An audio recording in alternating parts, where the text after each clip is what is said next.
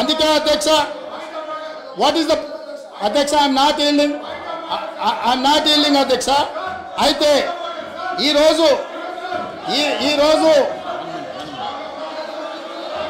ఈరోజు వాళ్ళకొక నీతి వీళ్ళకొక నీతి అధ్యక్ష.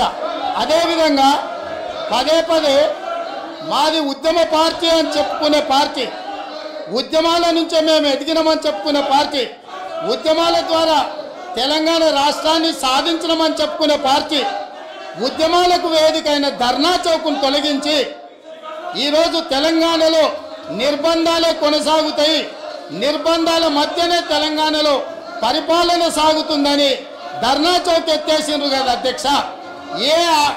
ఏ ఆదర్శం వీళ్ళు చెప్పదలుచుకున్నారు? తెలంగాణ ప్రజలకు ధర్నా చేసుకోవడానికి ఆనాడు కాంగ్రెస్ పార్టీ ధర్నా చౌక్ ఏర్పాటు చేస్తే ఆ ధర్నా చౌక్ను ఎత్తేసిన దుర్నీతి ఈరోజు ఈ పార్టీది ఉన్నది.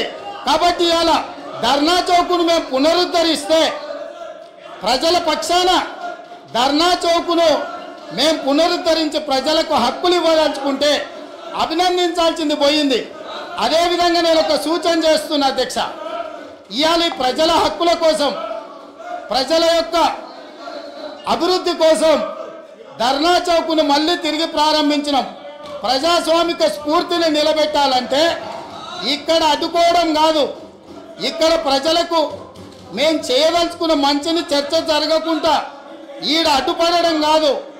కల్వకుంట్ల తారక రామారావు గారు ఆ ధర్నా చౌక్లో, మేము ఓపెన్ చేసిన ధర్నా చౌక్లో ఆమరణ నిరాహార దీక్ష చేస్తే తెలంగాణ సమాజానికి కూడా ఒక మంచి సందేశాన్ని ఇచ్చినట్టు ఉంటుంది. కాబట్టి అక్కడ ఉన్న వాళ్లకు జ్ఞానోదయం కలిగి తిరిగి మేము ప్రారంభించిన ధర్నా చౌక్లో ధర్నాలు చేసుకునే స్వేచ్ఛ వాళ్లకు మేము ఇవ్వడం జరిగింది అధ్యక్ష. అందుకే వాళ్ళని అక్కడ ధర్నా చేసుకోమని చెప్తున్నా అధ్యక్ష. అదేవిధంగా ఇవాళ చాలామంది మిత్రులు పాపం వాళ్ళు ఇక్కడ ఉన్నారని నించోని మాట్లాడుతున్నారు, కానీ వాళ్ళు ఏం చెప్తున్నారు అధ్యక్ష? మీ ప్రభుత్వం ఏర్పడ్డ తర్వాత మేము స్వేచ్ఛగా కోఆపరేట్ చేయండి మీరు, please please. Leader of the house మాట్లాడేటప్పుడు మీకు టైం ఇస్తా, మీరు మాట్లాడుతుంది ప్లీజ్ ప్లీజ్.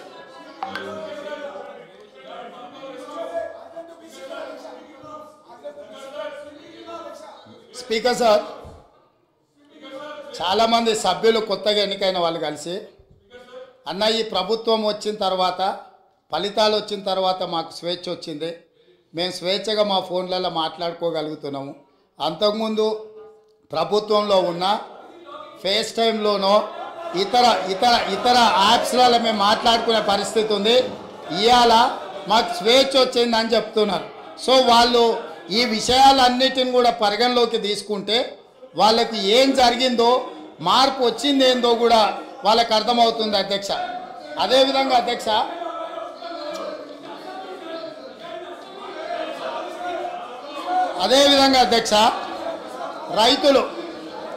రైతుల గురించి అధ్యక్ష,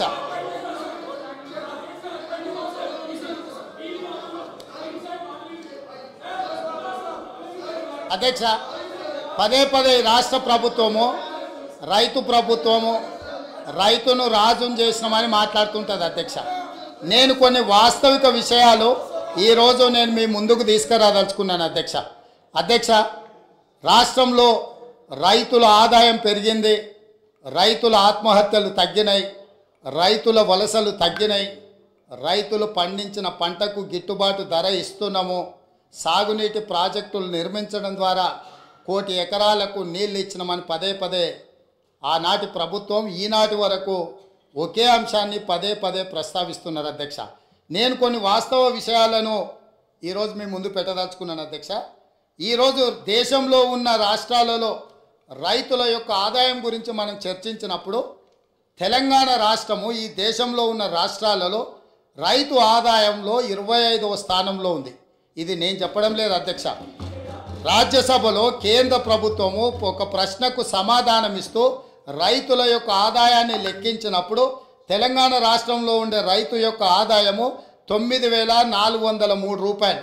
అంటే ఇది మొత్తం దేశంలో ఉన్న అన్ని రాష్ట్రాలలో 25వ స్థానం. అత్యధికంగా రైతు ఆదాయం ఉన్న రాష్ట్రం ఏదో తెలుసా అధ్యక్ష? మేఘాలయ 29,348 రూపాయలు. అంటే రైతు ఆదాయంలో 25వ స్థానంలో ఉన్న తెలంగాణ రాష్ట్రము ఆనాటి పాలకులు ఈ రాష్ట్రంలో రైతులు బాగున్నారు బాగుపడ్డారు అని ఏ రకంగా చెప్తారో ఈరోజు వాళ్ళకి చెప్పాల్సిన సమాధానము వాళ్ళు ప్రజలకు చెప్పాల్సిన అవసరం ఉన్నది అధ్యక్ష. అదేవిధంగా అధ్యక్ష రైతులు